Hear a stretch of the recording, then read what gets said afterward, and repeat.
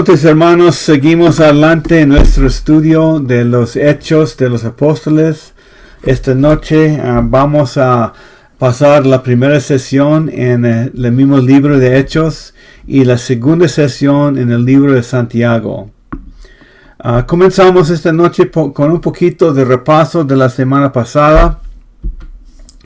Lo que está en la pantalla ahora es realmente una parte, por lo menos, de la explicación de este misterio que hay en el Nuevo Testamento. El misterio, en parte, es los judíos y los gentiles están en Cristo por la cruz. Los dos pueden ser un nuevo hombre, juntos en una sola asamblea, o sea, la iglesia.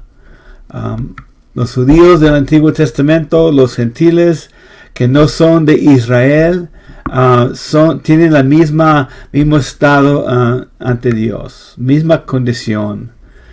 Y esa condición, cuando se congregan, se llama la iglesia, y esa es el misterio. Ahora no es misterio. Hechos, encontramos el misterio revelado. En Timoteo, 1 Timoteo 1:9 dice: Él nos ha salvado y nos ha llamado con un llamamiento santo, no según nuestras obras, sino según su propósito y según la gracia que nos fue dada en Cristo, Jesús desde la eternidad pasada. O sea, esto no es nada nuevo. Estaba en la mente de Dios desde el principio. En Romanos dice: porque no quiero, hermanos, que ignoren este misterio, para que no sean sabios en su propia opinión, que Israel le ha acontecido un endurecimiento parcial hasta que haya entrado la plenitud de los gentiles. Eso es otro aspecto del misterio. Endurecimiento de Cristo para que puedan haber gentiles dentro de lo que es la gente de Dios. 1 Corintios 2:7. Sino que hablamos sabiduría de Dios en misterio, la sabiduría oculta que desde antes de los siglos Dios predestinó para nuestra gloria. Entonces, ya que nosotros que conocemos a Cristo sabemos que es un misterio, no es para nosotros, no es misterio todavía. Entonces, no se dejen engañar. Si alguien viene y dice que conoce los misterios de Cristo, pues tú puedes decir también: yo conozco el misterio de Cristo. Está escrito de manera clara en la Biblia. No es nada más que necesitamos entender. Lo tenemos en la Biblia. Efesios 1:7-9 dice: en Él tenemos redención mediante su sangre, el perdón de nuestros pecados según las riquezas de su gracia, que ha hecho abundar para con nosotros. En toda sabiduría y discernimiento nos dio a conocer el misterio de su voluntad, según la buena intención que se propuso en Cristo. Estar en Cristo, vivir en Cristo, es el misterio. Estamos en Cristo, nosotros gentiles. Estamos nosotros los gentiles en la asamblea de Dios, la iglesia. Eso es el misterio. Entonces, ya está claro. El misterio de la eternidad pasada, la continuación del plan de Dios. Dios todavía está en el plan A. No ha cambiado, solamente continúa, sigue adelante.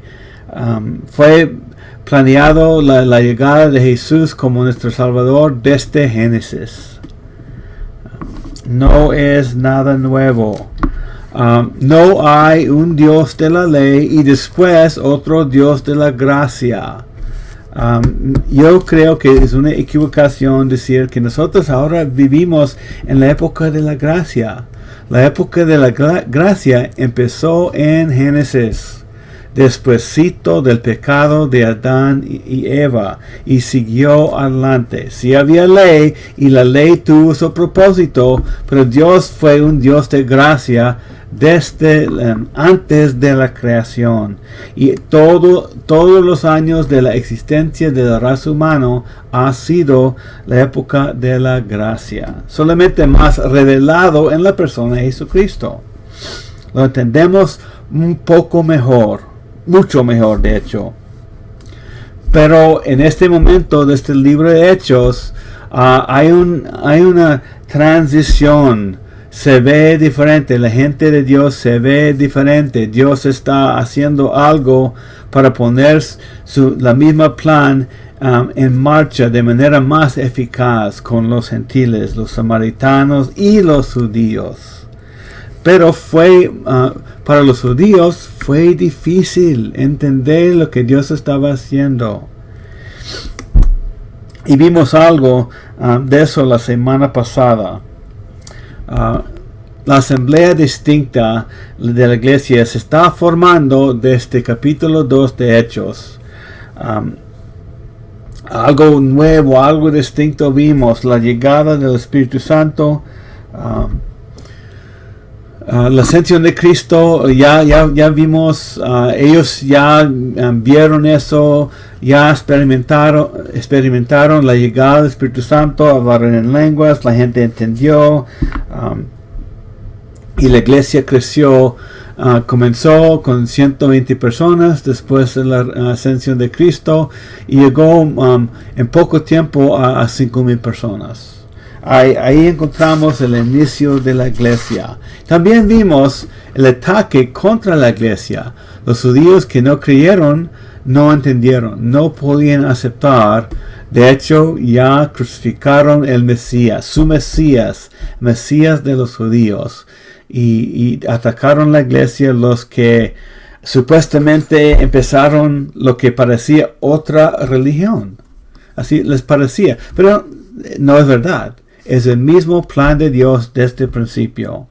Entonces, ya vimos todo eso la semana pasada. Pedro fue encarcelado, amenazado, y la iglesia creció en medio de esa persecución. Y llegamos hasta capítulo 6 de Hechos. Dice en 6.1, por aquellos días, al multiplicarse el número de los discípulos, surgió una queja de parte de los judíos helenistas en contra de los judíos nativos, porque sus viudas eran desatendidas en la distribución diaria de los alimentos. Lastimablemente, en la primera iglesia, en el primer siglo, permitieron a los seres humanos en esa iglesia, así como tenemos ahora.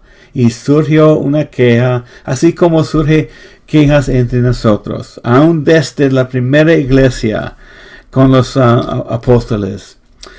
Judíos helenistas se quejaron contra los judíos nativos. ¿Qué son los judíos helenistas? Los helenistas son los judíos que vivieron en otros países, crecieron aprendiendo otros idiomas, tenían otra cultura, también eran judíos nacidos de los 12 tribus, pero llegaron a Jerusalén a adorar, pero llegaron de otros países y muchos creyeron. Y obviamente los judíos nativos son los que viven en Israel, según ellos, los más puros. Entonces había un problema. ¿Qué es lo que pasó ahí? Vamos a aprender cosas de mucho valor. Entonces, este problema pudo haber causado una gran división, así como nosotros hemos experimentado y hemos visto en varias iglesias en nuestra sociedad, ¿no es cierto? Una lástima. Había dos grupos, los nativos y los de otros países, pero todos judíos, pero por sus costumbres, por su país de origen, podemos llamarlos inmigrantes, tuvieron algunos problemas como nosotros tenemos. Gente de otros países estaban ahí y tuvieron un problema. ¿Qué es lo que hicieron los creyentes de esa iglesia? Voy a leer 6:2-4. Entonces los 12 apóstoles convocaron la congregación de los discípulos y dijeron: No, aquí tenemos los discípulos y los apóstoles. Los apóstoles eran como los ancianos, como los líderes principales de la iglesia. Ellos dijeron a la congregación, no es conveniente que nosotros descuidemos la palabra de Dios para servir mesas.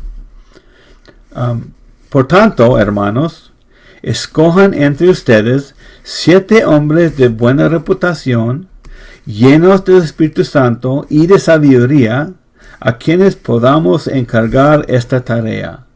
Y nosotros nos entregaremos a la oración y al ministerio de la palabra.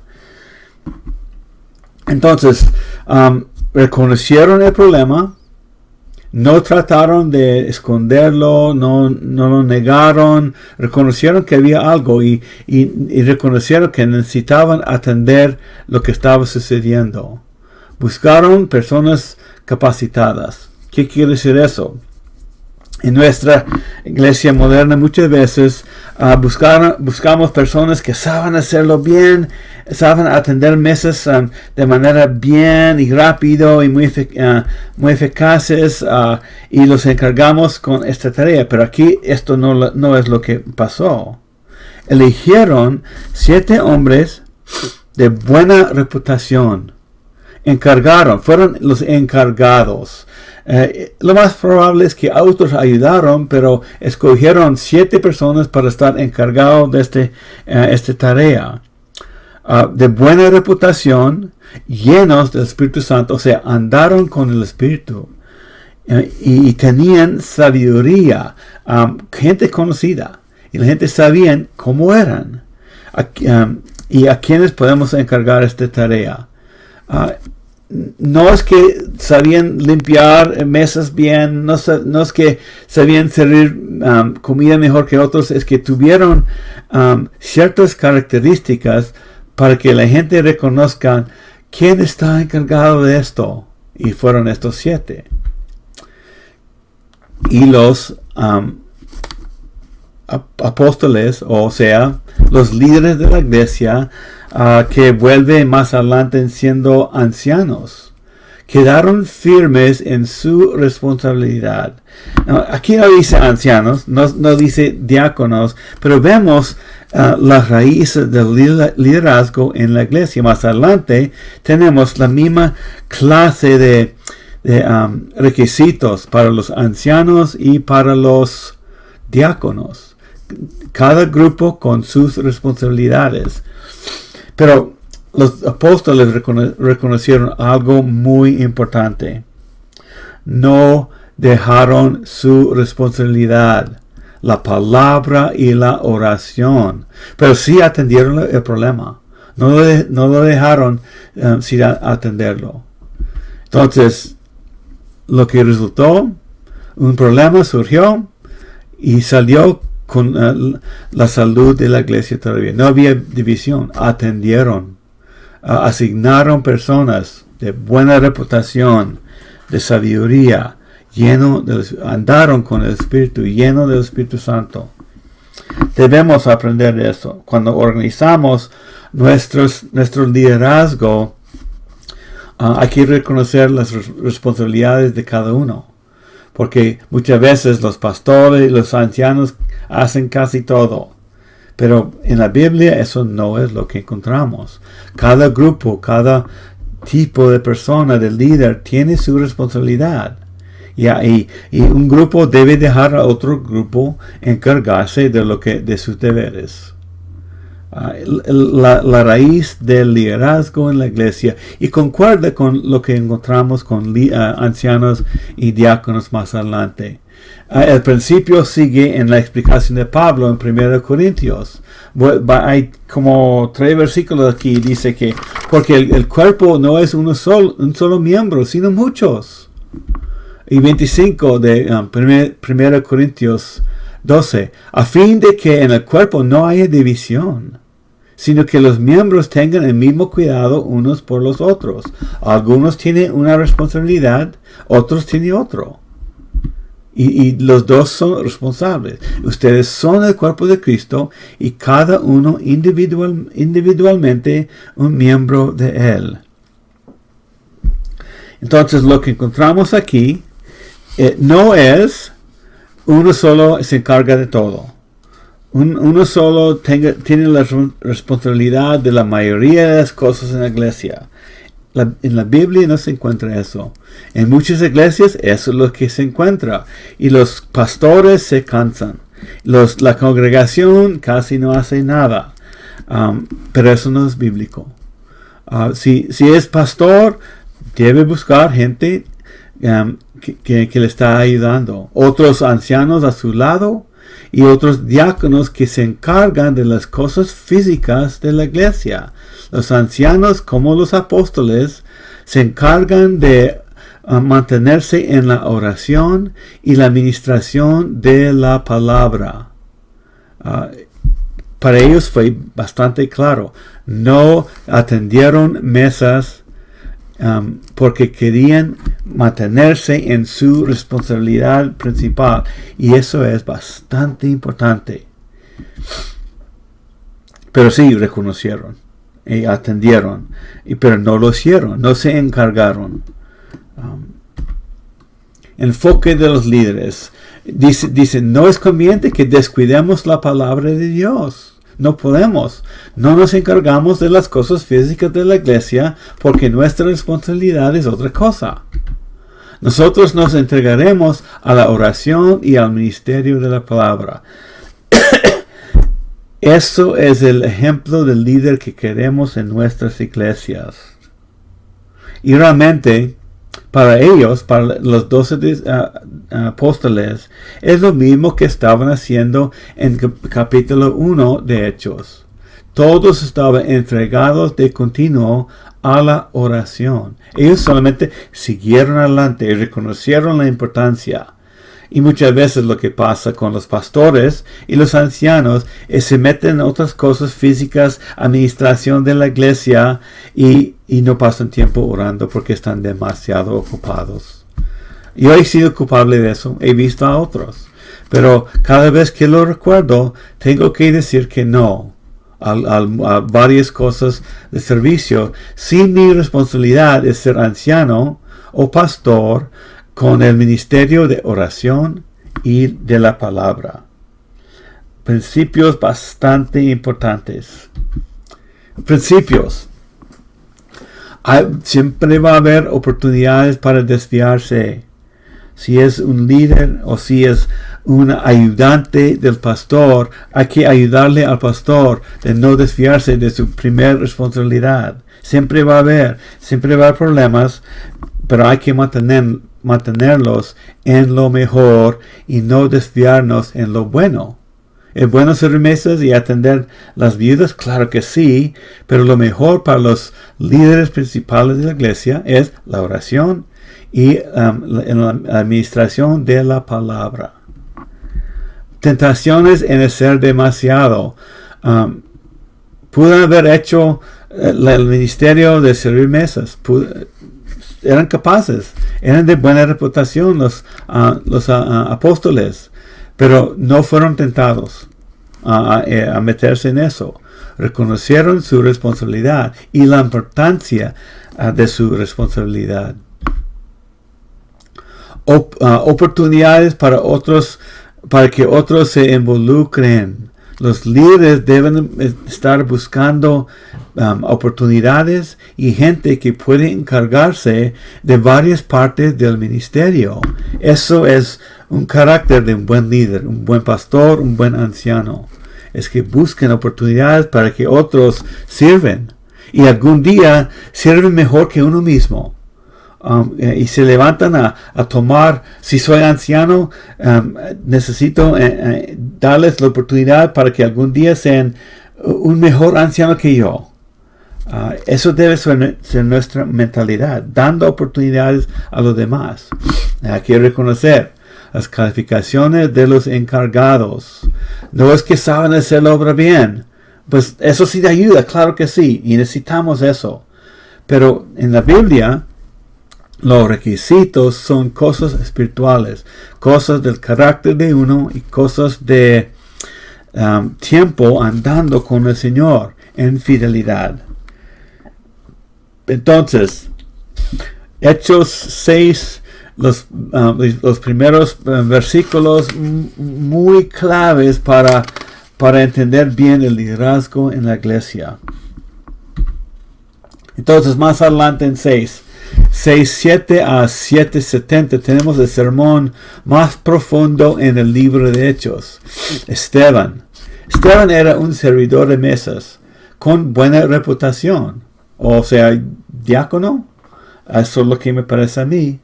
Era un diácono, era de buena reputación, conocido por la gente. Ellos, cuando alguien mencionó el nombre de Esteban, todos, esa es muy buena gente. Él anda con el Señor. Y vamos a ver otro aspecto de este hombre. Predicó un sermón sobre Jesús del Antiguo Testamento. Una maravilla predicó Esteban. Era encargado de servir mesas, pero no perdió su misión principal, hacer discípulos, comunicar la palabra de Jesús, el Mesías que los otros judíos habían crucificado. Y eso demuestra el corazón de este hombre, dispuesto a servir, pero también estaba enseñando la palabra. Entonces, en su sermón, muy interesante el sermón de Esteban, no tuvo el libro de Hechos, no tuvo escrito los libros de los evangelios, no tuvo nada del Nuevo Testamento, tuvo solamente el Antiguo, las escrituras de los judíos. Entonces,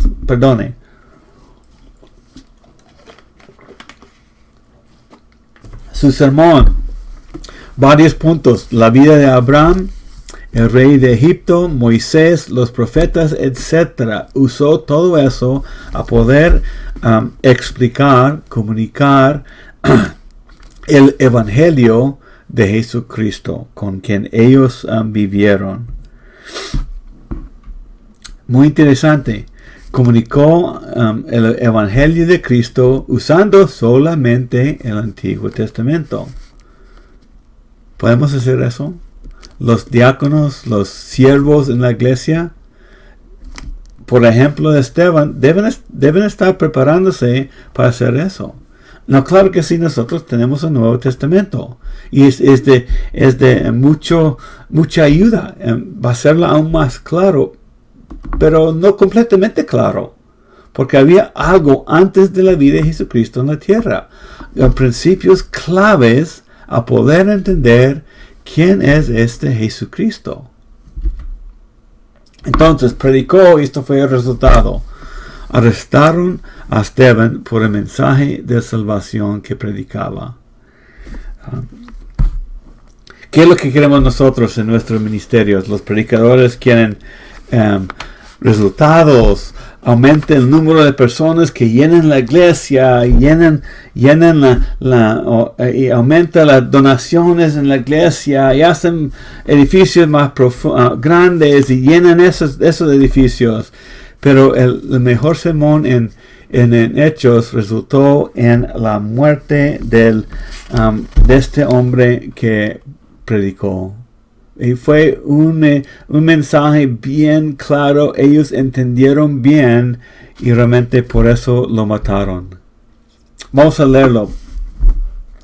Lo que pasó después en los últimos versículos de Hechos 7. Pero Esteban, lleno del Espíritu Santo, fijos los ojos en el cielo, vio la gloria de Dios y a Jesús de pie a la diestra de Dios. Y dijo: Veo los cielos abiertos y al Hijo del Hombre de pie a la diestra de Dios. Entonces ellos gritaron a gran voz, se enojaron. No podían escuchar lo que Esteban estaba diciendo. Entonces ellos gritaron a gran voz y tapándose los oídos, se lanzaron a una contra él. Echándolo fuera de la ciudad, comenzaron a apedrarlo. Y los testigos pusieron sus mantos a los pies de un joven llamado Saulo. Y mientras lo apedraban, Esteban invocaba al Señor y decía: Señor Jesús, recibe mi espíritu. Cayendo de rodillas, clamó en alta voz: Señor, no les tomes en cuenta este pecado. habiendo dicho esto, durmió, expiró, murió. ¿Fue exitoso su ministerio? Claro que sí. Sin duda. ¿Fue la voluntad de Dios ese ministerio, todo ese mensaje? Claro que sí, sin duda. ¿Y cómo resultó? Lo mejor que pudo haber sido fue a la presencia del Señor. Y hay que reconocer en nuestros ministerios, cuando lo hacemos bien, los resultados a veces no son los que queremos. Pero todavía es la perfecta voluntad de nuestro todopoderoso Dios. Una lección también muy importante. Hay que recordarlo. Entonces, ya entra otro actor, otro hombre en este escenario. Hechos 1:8. Y Saulo estaba de completo de acuerdo con ellos en su muerte. En aquel día se desató una gran persecución en contra de la iglesia en Jerusalén. Y todos fueron esparcidos por las regiones de Judea y Samaria, excepto los apóstoles. Recuerda que antes de esto, la iglesia sufrió un poquito de persecución y después experimentaron un tiempo de paz. Y la iglesia creció y creció y creció. Había mucha unidad, había mucha paz. Y llegamos a este versículo. Ay no, ¿qué pasó? Todo iba tan bueno. ¿Y qué pasó? Violencia. Uno de los mejores hermanos en la iglesia murió a pedrada. Y comienza esa persecución en capítulo 8. Entonces, ¿por qué la persecución? Todo iba tan bueno. ¿Qué está haciendo Dios? Y lo que encontramos es, estaba creciendo, pero estaba ahí todavía. ¿Cuál fue la misión de Jesús para los discípulos? Jerusalén, Judea, Samaria, todos los fines del mundo, hasta los confines del mundo. ¿Acaso estaban olvidando la misión? Y Dios, en su soberanía, permitió la persecución. Recuerda lo que dice en Hechos 1, todos fueron esparcidos por las regiones de Judea y Samaria, excepto los apóstoles. Ellos quedaron en medio de la persecución. Pero muchos cristianos, creyentes de Jesús, salieron. ¿Por qué la persecución? Pues había una iglesia limitada a cierta región. No estaba saliendo, no estaban buscando por dónde predicar. Y me parece que eso es la mano de Dios, mandándoles a cumplir la misión que Jesús les había dado. La soberanía de Dios en cumplir su plan. Aun cuando tenemos persecución, la mano de Dios todavía sigue fiel. Y la persecución puede ser su plan para cumplir su misión. En 10, Dios hizo todas las naciones del mundo para que habitaran sobre toda la superficie de la tierra. Esto es más adelante en Hechos 17. Vamos a leerlo sin duda más otra vez, pero aplica aquí. Dice, habiendo determinado sus tiempos y las fronteras de los lugares donde viven, para que buscaran a Dios y de alguna manera palpando lo hallen. Esto es el corazón de Dios. La gente no salió. Dios hizo algo para hacerlos salir. Salieron y lo que encontramos más adelante en la Biblia es que plantaron iglesias. Y plantaron iglesias en otras ciudades. Y me hace recordar de Génesis 50:20 cuando José dijo, ustedes pensaron hacerme mal, pero Dios lo cambió en bien para que sucediera como vemos hoy y se preservara la vida de mucha gente. Los judíos estaban pensando mal de los discípulos, los atacaron, los persiguieron, los mataron, pero Dios tenía un buen plan para salvar a los que estaban fuera de Jerusalén, fuera de Judea y más adelante fuera de Samaria. Principios bien difíciles de recordar mientras estamos en medio de la persecución, ¿no es cierto? Pero podemos confiar en nuestro Dios que Él está obrando todavía. Tiene un propósito en medio de las dificultades. Entonces, seguimos en capítulo 8. Encontramos a este Felipe, el evangelista, un fiel siervo del Señor. Él salió de esa persecución. Él no era uno de los discípulos. Creo que era uno de los 7 que servían mesas. Salió y fue a un lugar no muy apropiado y predicó a otra gente. Imagínense que un seguidor de Dios se mete con los samaritanos, los medio enemigos de la gente de Dios. Esto es lo que Felipe hizo. Fue a un pueblo de los samaritanos a predicar. En Hechos 8:5-8, Felipe, descendiendo a la ciudad de Samaria, les predicaba a Cristo. Y las multitudes unánimes prestaban atención a lo que Felipe decía, al oír y ver las señales que hacía, porque de muchos que tenían espíritus inmundos, estos salían de ellos gritando a gran voz, y muchos que habían sido paralíticos y cojos eran sanados. Y había gran regocijo en aquella ciudad. Salió y predicó a gente donde no debía predicar, pero estaba llevado por el Espíritu Santo. Este hombre reconoció su responsabilidad, salió, empezó a cumplir la misión que Jesús les había dado. Cumplimiento del mandato de Jesús. Recuerda, parece que Felipe estaba recordando lo que Jesús dijo en Hechos 1:8. Serán mis testigos en Jerusalén. Vaya bien cumplido eso. En toda Judea, quizás hasta ahí cumplieron, pero Samaria, todavía Samaria. Y Samaria, dijo Jesús, y hasta los confines de la tierra. Creo que en este momento no entendieron todavía los confines de la tierra, porque ahí está hablando de gentiles. Pero hasta ahí samaritanos, cumpliendo el plan de Jesús. Y el segundo ejemplo de Jesús, de verdad, es Juan capítulo 4. Tenemos la mujer samaritana en el pozo sacando agua. Jesús le habló y predicó a su pueblo. Pero fue algo raro para ellos. En Hechos 18 encontramos que ellos habían recibido el evangelio, creyeron. Eso fue la reacción de la gente por la predicación de Felipe. Pero la cosa es que no tuvieron el Espíritu Santo de inmediato.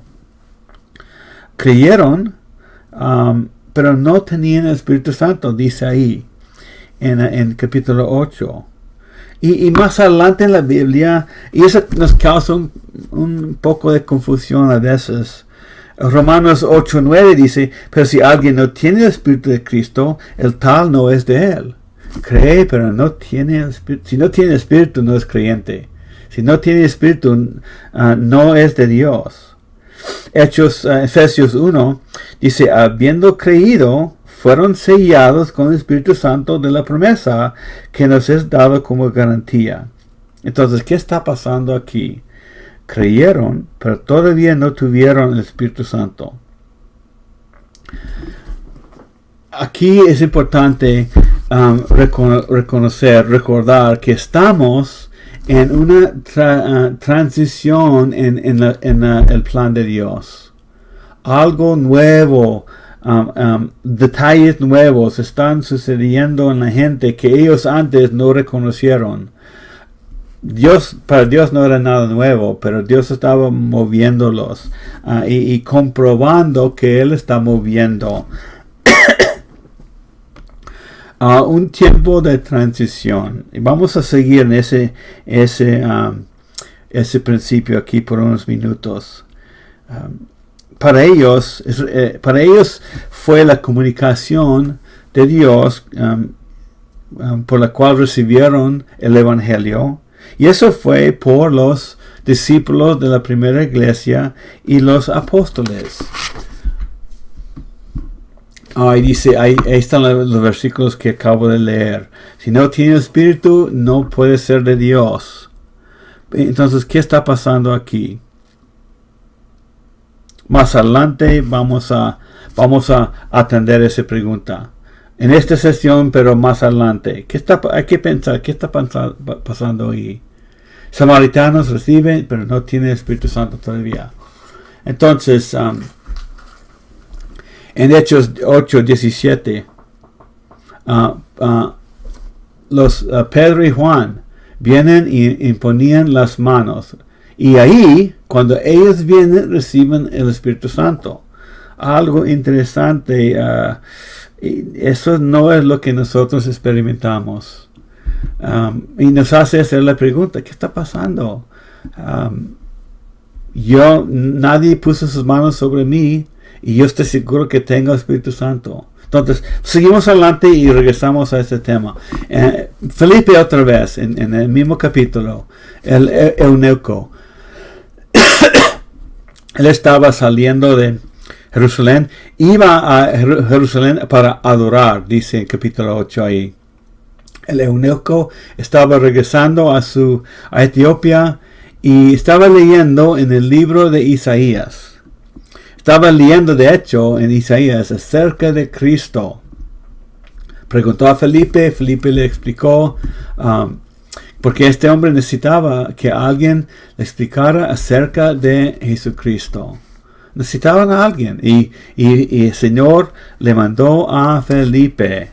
¿Y cuáles son las posibilidades de esta conversación? El Evangelio se extiende a otras partes del mundo. Felipe le explicó y de una vez fue bautizado.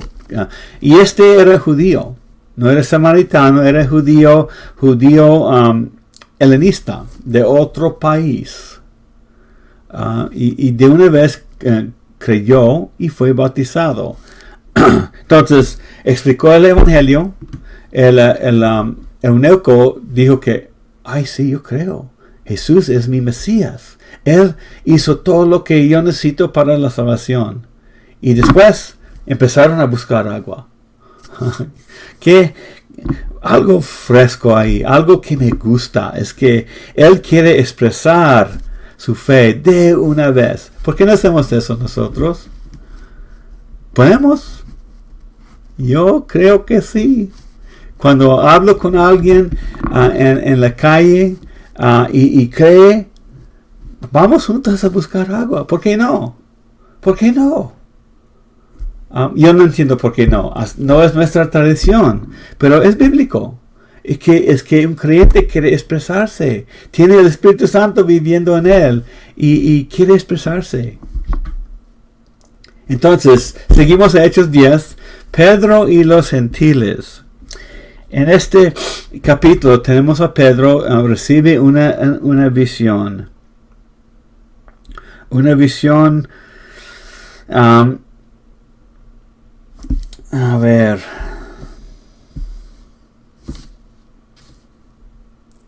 Sí, ok. Entonces, una visión. Lo encontramos en Hechos 10. Voy a leer una parte de ese pasaje. Había en esa visión, había en él toda clase de cuadrúpedos y reptiles de la tierra. Esta es la visión de Pedro. Y aves del cielo. Y oyó una voz. Pedro oyó una voz. Levántate, Pedro, mata y come. Y para un judío eso no fue posible. Pero Pedro dijo, de ninguna manera, Señor, porque yo jamás he comido nada impuro o inmundo. Todo eso fue prohibido por la ley. De nuevo, por segunda vez, llegó a él una voz. Lo que Dios ha limpiado, no lo llames impuro. Eso fue brevemente el contenido de esa visión. Dios está revelando algo distinto a Pedro. Entonces, la visión de Pedro, y en medio de esto, Cornelio un gentil, un romano, necesitaba escuchar el evangelio. Y Dios está haciendo una provisión para que Pedro cumpliera la misión a todas las naciones, a un romano, Cornelio, y por un milagro el Señor lleva a Pedro a este hombre y le explica. Y los gentiles reciben a Jesucristo en Hechos 10:43. Hechos 10:43 a 48. De él dan testimonio todos los profetas de que por su nombre todo el que cree en él recibe el perdón de los pecados. Mientras Pablo aún hablaba estas palabras, el Espíritu Santo cayó sobre todos los que escuchaban el mensaje. Todos los creyentes que eran de la circuncisión que había venido con Pedro se quedaron asombrados, porque el don del Espíritu Santo había sido derramado también sobre los gentiles. Básicamente estaban pensando, eso no puede ser. Dios no recibe gentiles. Ay, pues sí, Dios recibe gentiles, los que creen en Jesucristo. Pues los oían hablar en lenguas y exaltar a Dios. Los oían hablar, los gentiles, los oían hablar en lenguas y exaltar a Dios. ¿Qué es lo que nos hace recordar ese pasaje?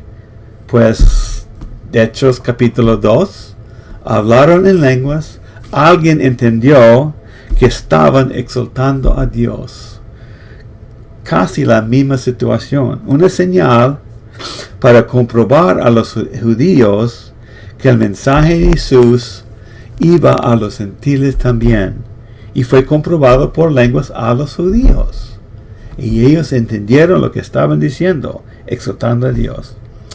Entonces Pedro dijo, pues ¿acaso alguien, puede acaso alguien negar el agua para que sean bautizados estos que han recibido el Espíritu Santo lo mismo como nosotros? Y mandó que fueran bautizados en el nombre de Jesucristo. Entonces le pidieron que se quedara con ellos unos días. Pedro estaba reconociendo que creyeron y recibieron los gentiles, pero los gentiles, eso fue la actitud de ellos. Recibieron como nosotros y de una vez fueron bautizados. Pedro había aprendido algo grandísimo para Pedro. No para Dios, es lo que él quería hacer. Eso fue su plan. Pero para Pedro y los demás judíos, ay no, ¿cómo puede ser esto? ¿Dios está recibiendo a los gentiles? Sí, es exactamente lo que está aprendiendo Pedro y los otros judíos que estaban con él. Cayó sobre todos los que escuchaban el mensaje. Creyeron, salvos, hijos de Dios, así como los gentiles. Pero para esta iglesia joven, eso fue casi imposible. Pero Dios está revelando su plan. Y lo comprobó con el mismo señal que Hechos capítulo 2. Entonces, los samaritanos y los gentiles. Ya leemos, los samaritanos todavía no tenían Espíritu Santo hasta que llegó Pedro y Juan y pusieron sus manos sobre ellos.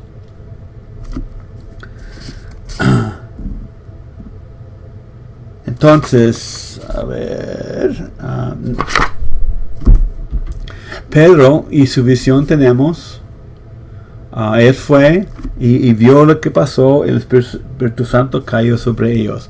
Pedro estaba presente en los dos grupos de personas, si podemos decirlo así. Los samaritanos creen, reciben el Espíritu, y Pedro, por la mano de Pedro. Y Pedro predicó a Cornelio y los demás gentiles, y ellos también recibieron el Espíritu Santo. Y todo esto era nuevo para Pedro y los judíos y preocupante. En 1 Corintios 1:22, los judíos piden señales y los griegos buscan sabiduría.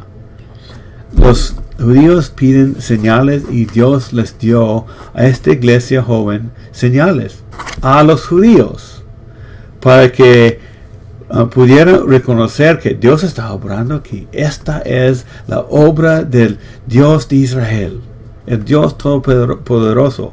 Se dieron cuenta, los judíos aprendieron que Dios estaba haciendo algo que les parecía nuevo y pues preocupante. Tenían que ajustarse una transición. Estaban viendo cosas que antes no experimentaron y no recibieron, no querían. Entonces, Pedro estaba presente en los dos. Recuerda lo que Jesús dijo a Pedro en Mateo 16, 18. Yo te daré a las llaves del reino de los cielos. Me parece que a mí que esto está cumplido aquí. Pedro estaba presente en los dos grupos de personas. Escucho lo que Jesús dijo a Pedro, veo lo que pasa aquí, y Pedro, de manera simbólica, está abriendo el portón al camino de la salvación para los samaritanos y para los gentiles. Ya está abierto, y Pedro lo hizo. Pedro estaba.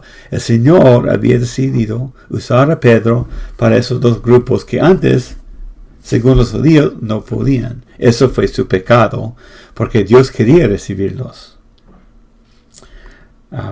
Por eso no recibieron el Espíritu Santo hasta que llegó Pedro. Y Pedro estaba con los gentiles cuando ellos habían recibido el Espíritu Santo. ¿Recuerda ese versículo? Mateo 16, 19, Jesús hablando con Pedro, explicándole que le iba a usar de manera muy especial, abriendo los cielos para ellos. Y después, Pedro regresa y defiende la fe de los gentiles. En el capítulo 11, 2 y 4, dice, cuando Pedro subió a Jerusalén, los que eran de la circuncisión, o sea, los judíos cristianos, le reprocharon por predicar el evangelio. Sí, eso es lo que hicieron. Transición otra vez, dificultades. Tú entraste en casa de incircuncisos y comiste con ellos. Eso fue su reproche. ¿De verdad, Pedro, hiciste eso? Entró a las casas de los sucios, los gentiles, los enemigos, los que están separados de Dios. Pedro comenzó a explicarles en orden lo que sucedió. Y termina en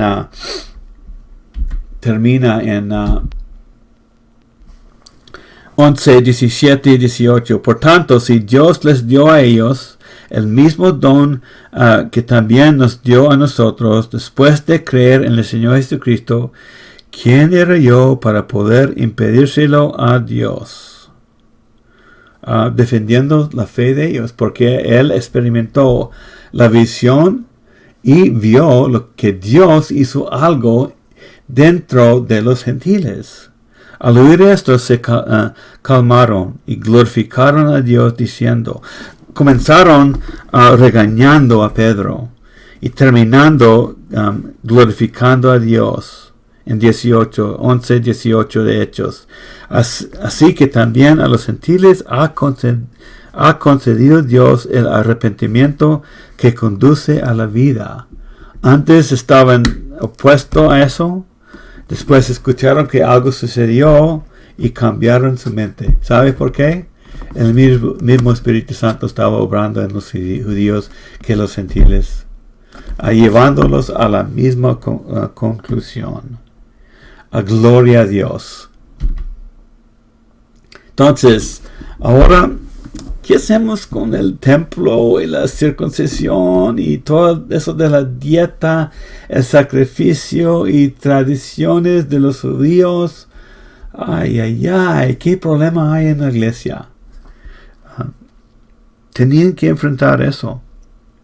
Tenía que encontrar, y eso es lo que encontramos en Hechos más adelante. algo difícil, una transición. Dios estaba dejando de usar el templo, dejando de usar circuncisión como una señal de la fe de uno, dejando de usar la dieta, dejando de recibir sacrificios y dejando de obligar las tradiciones de los judíos. Un tiempo de cambios de los detalles del plan. Dios sigue adelante, pero mostrando a los judíos, ustedes judíos lo hicieron bien mal, voy a trabajar con los gentiles. Y ahora, en este momento en la historia, tenemos judíos y samaritanos y gentiles en la iglesia. Todos los portones abiertos, ahora no hay barreras, ni en la mente de las personas. Para Dios no había barrera. Él cumplió su plan. Pero en la mente de los hombres había barreras. Dios los tumbó, usando a Pedro con las llaves del cielo. Entonces, ya leí esto. Así que también a los gentiles ha concedido Dios el arrepentimiento que conduce a la vida. Qué maravilla es eso. Pero hay que reconocer, hay que tratar de pensar qué es lo que estaban pensando ellos. Fue difícil. Es un momento de transición. Entonces, la primera iglesia y nosotros. Voy a hacer unas preguntas y termino. ¿Nuestra manera de adorar es la correcta? ¿Dios quiere hacer algo diferente? ¿Como hizo con ellos? No va a ser tan diferente porque ya tenemos a Jesucristo. Pero nos hace preguntar, ¿seguimos nuestras tradiciones o Dios quiere hacer otra cosa? ¿Los demás tienen que adorar así como nosotros? Por aplicación, sacamos estas preguntas. ¿Puede haber otros estilos de adoración?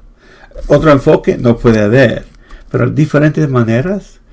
Podemos ajustarnos nosotros, aceptamos, incluimos, buscamos, nos adaptamos a los que son diferentes que nosotros. ¿Podemos?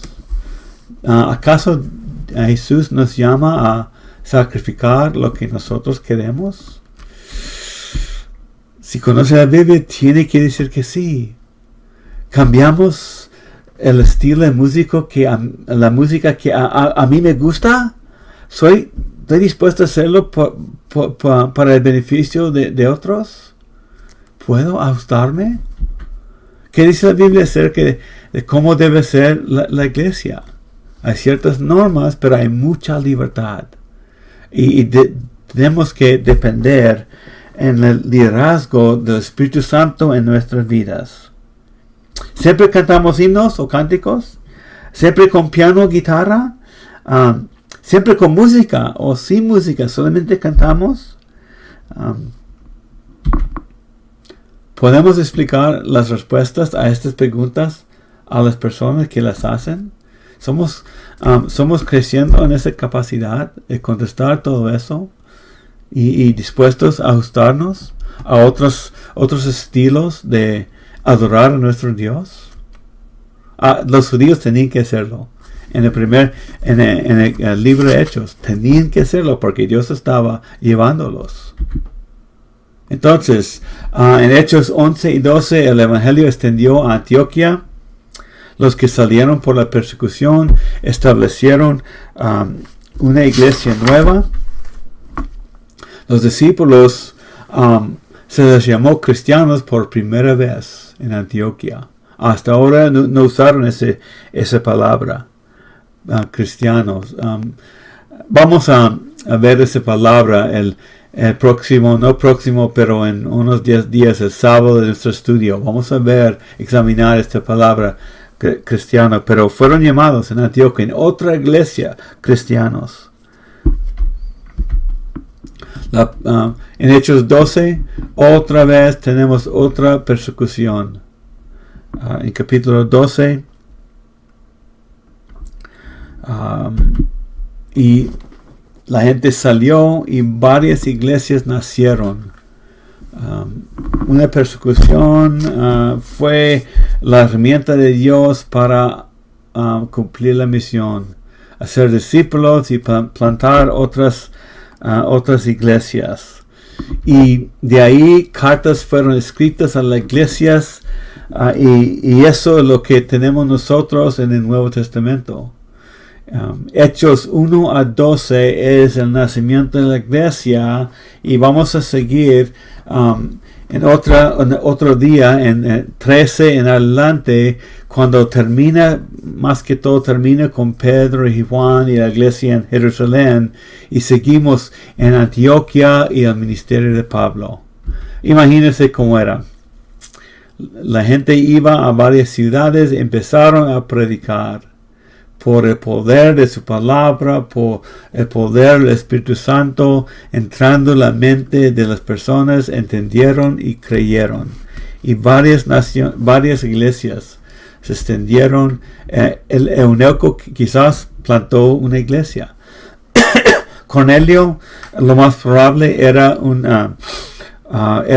miembro de una iglesia local. Y Antioquía, encontramos que había otra iglesia. Vamos a ver detalles de esa iglesia más adelante. Entonces, por ahora terminamos esta lección. Que disfruten el tiempo de la plática con las preguntas, y nos vemos en media hora.